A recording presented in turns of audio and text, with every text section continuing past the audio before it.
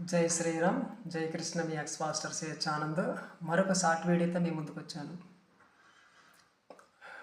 ఈ ఛానల్ని నడిపించడానికి ఆర్థిక సహాయం అడగడం జరిగింది. పలు విధాలుగా నేను మెసేజ్ చేశాను, ఎన్నో వీడియోలు చేశాను. ఆర్థిక సహాయం కోసం ఇప్పటి వరకు నాకు పూర్తిగా ఆర్థిక సహాయము అందలేదు. నేను ఒక్కడిని నిలబడమే కాకుండా నాలాంటి వాళ్ళని అనేక మందిని ఒక గ్రూపుగా చేసి ముందుకు నడిపిద్దామని చాలా ప్రణాళికతో ఆశపడ్డాను. కానీ నా ఆశ నిరాశ అయిపోయింది. ఈ ఛానల్ని ఇక నడిపించాలా ఆపేయాలనే ఆలోచనలో పడిపోయాను. ఎందుకంటే సపోర్ట్ లేనప్పుడు ఛానల్ నడిపించలేము. కొంచెమన్నా ఆర్థిక సహాయం ఉండాలి.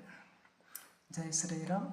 కింద యూపీఐ ఐడి ఉంది, బ్యాంక్ డీటెయిల్స్ ఉన్నవి. దయచేసి ఇప్పటికైనా మీరు నా హిందూ బంధువులారా స్పందించండి. మాలాంటి వాళ్ళ కొరకు మీరు స్పందించి ఆర్థికంగా పూర్తిగా సహకరించి సహాయం చేస్తే మన ధర్మాన్ని కాపాడిన వాళ్ళు అవుతారు, అనేక మందిని రక్షించిన వాళ్ళు అవుతారు. స్పందించండి. డబ్బు శాశ్వతం కాదు, ధర్మం శాశ్వతమైందని మా యొక్క హిందూ బంధువులు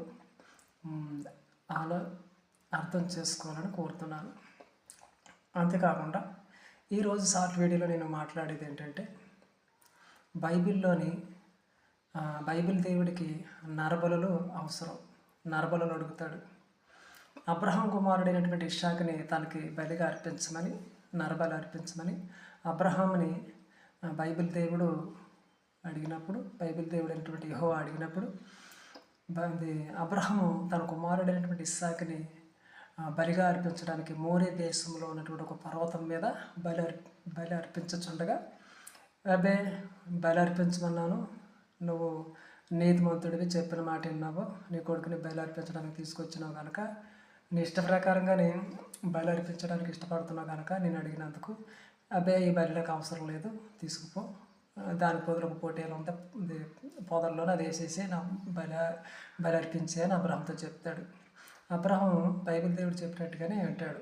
అయితే ఇంకొక నరబలి బైబిల్లోనే ఎలా జరుగుతుంది అంటే, యెఫ్తా అనేటువంటి వాడు అమ్మోనీయులతో యుద్ధం చేసి తను గెలిస్తే తన ఇంటి నుండి వచ్చే మొట్టమొదట ఏదైనా సరే బలి అర్పిస్తానని వాగ్దానం చేస్తాడు. అదేవిధంగా అమ్మోనీయులను జయించినాక యెఫ్తా ఏం చేస్తాడు, ఇంటికి వెళ్ళినప్పుడు తన కుమార్తె ఎదురొస్తుంది.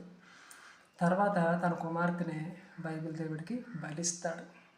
చూడండి, అక్కడ బలి వద్దన్నాడు, ఇక్కడ యెఫ్తా బలిస్తూ ఉంటే